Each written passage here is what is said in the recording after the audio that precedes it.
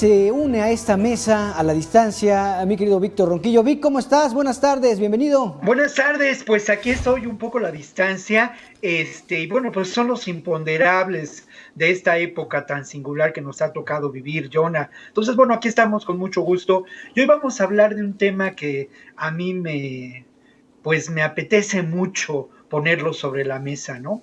Y esto tiene que ver ni más ni menos que con la ética como un instrumento político. Hoy ocurrió algo sin precedentes en la mañanera, que ya de por sí es un ejercicio de comunicación muy singular. Y bueno, se habló de la ética, se habló de la necesidad de que exista una guía ética para llevar adelante esta transformación del país. Esto me parece pues muy importante cuando nos encontramos en un país donde lamentablemente la gestión de anteriores gobiernos pues deja mucho que desear en términos de las cosas de las que platicamos todos los días. Pero hay que reconocer también, Jonah, que la gestión en muchos casos de este gobierno y la realidad que enfrenta también deja mucho que desear.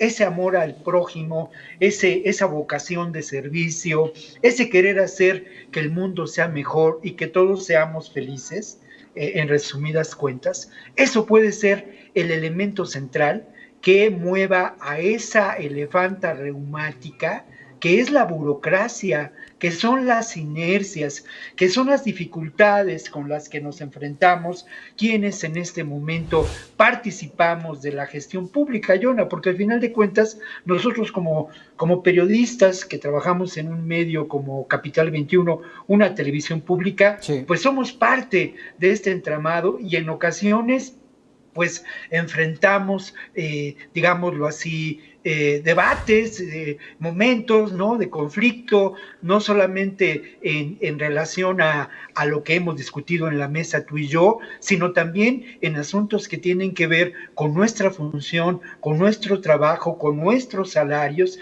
Y bueno, creo que la ética es un elemento central y que nos puede dar una razón para mantenernos firmes y para seguir adelante en la búsqueda de una transformación que me parece debe ser fundamentalmente cultural y que no tiene que ver necesariamente con políticas públicas, acciones de un gobierno o de otro, sino que tiene que ver con una auténtica transformación de todos nosotros en esta etapa, si me permites llamarla, Jonah, de Sí. colapso, ¿no? De colapso civilizatorio. Sí, estoy totalmente de acuerdo. No estoy seguro que la simple guía por sí sola pueda hacer algo. Yo concuerdo contigo. Creo que la ética, la filosofía, el tratar de pensar en nosotros como seres humanos y tener esta formación es fundamental.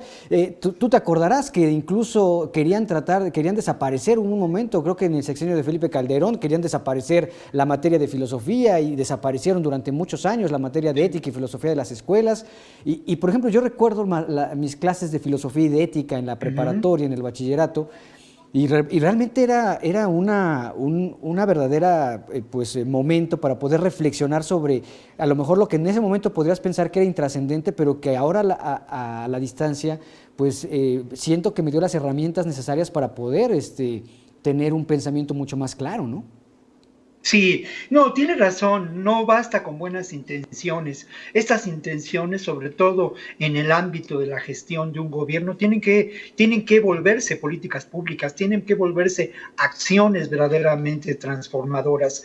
Me parece que se está en el camino de lograrlo, ¿no? Que la acción de este gobierno ha cambiado la percepción y la concepción que tenemos del Estado. El Estado en función de garantizar el bienestar de quienes lo integran, de garantizar el derecho fundamental a la vida y a la vida digna. Pero tiene razón, no basta con buenas intenciones, hay mucho camino que recorrer, hay muchos obstáculos que vencer y sin duda más allá de lo que podemos considerar el espacio de los restauradores, de los conservadores, muchas veces, mi querido Jonah, el enemigo está en casa, y ese enemigo tiene que ver con la burocracia, con la persistente corrupción, con lo que lamentablemente existe, y en esto es otro punto de coincidencia, ¿no? Del que hemos hablado en muchas ocasiones, la limitante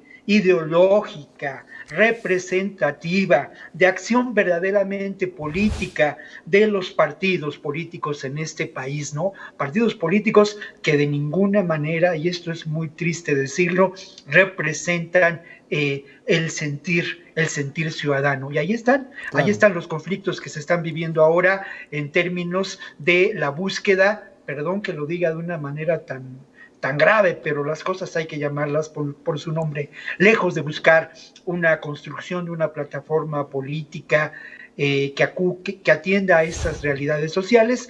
Lo que estamos viendo es cómo se están disputando los posibles puestos de elección, como se disputa el famoso hueso Sí, claro. en un viejo sistema político mexicano, ¿no? Claro, y fíjate, en lo que sí de pronto me cuesta trabajo estar de acuerdo con el presidente es cuando habla de que los criminales se podrían redimir por medio de la reflexión, la educación. Creo que hay ciertos criminales que igual y sí, pero hay ciertos criminales que pues los tenemos que dar por perdidos y no necesariamente con educación y con terapia psicológica podríamos redimirlos. No sé tú cómo lo ves, Vic. Bueno, yo creo que son ¿cómo decirlo? Mira, el asunto es que tiene que ver con valores, ¿no? Y creo que el problema de los valores es intrínseco a la visión que tenemos del ser humano, ¿no? Yo estoy convencido que el ser humano no nace con un pecado original, como lo decía hoy mi amigo Pedro Miguel en la mañanera, sino el ser humano se va conformando de acuerdo a las circunstancias. Y en ese sentido, pues lamentablemente, en muchos, lo que ha pasado en este país ha sido una determinante social muy fuerte, donde pues nos hemos encontrado con la vieja estrategia de sálvese quien pueda, y todos de una o de otra manera hemos actuado de esa forma, aunque también hay que reconocerlo, sí existe lo que pues el propio Javier Sicilia, mi amigo, llamó alguna vez la reserva moral de este país. Claro. Y esa reserva moral de este país tiene que ver con los pueblos originarios, en muchos sentidos, Sí. tiene que ver con los intelectuales, con muchos intelectuales, con muchos de quienes apuestan por un trabajo académico. Y yo me atrevo a decir, Jonah, que mira, las personas que participaron en la conformación de esta ética para la transformación del país, yo me atrevo a decir, porque algunos de ellos los conozco, con algunos he trabajado, con muchos tenemos una identificación ideológica que yo no puedo negar,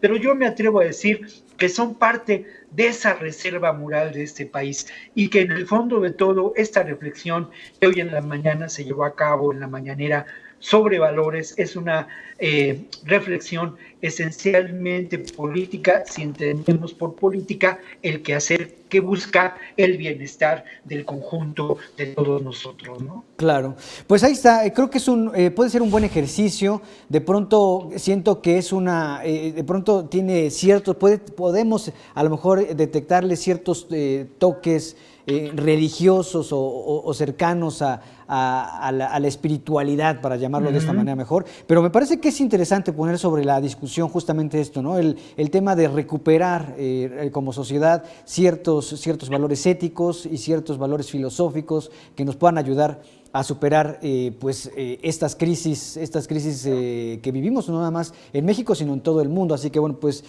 buen punto hoy a debate. Mikovic, muchísimas gracias. No, Jonah, pues mucho gusto en saludarlos a todos ustedes. Y bueno, a diferencia de la mesa, hoy tengo aquí mi cafecito, ¿eh? O sea que Eso. salud y Mira, bueno, nos encontramos el día de ahí mañana, está. Jonah. Un abrazo, Vic.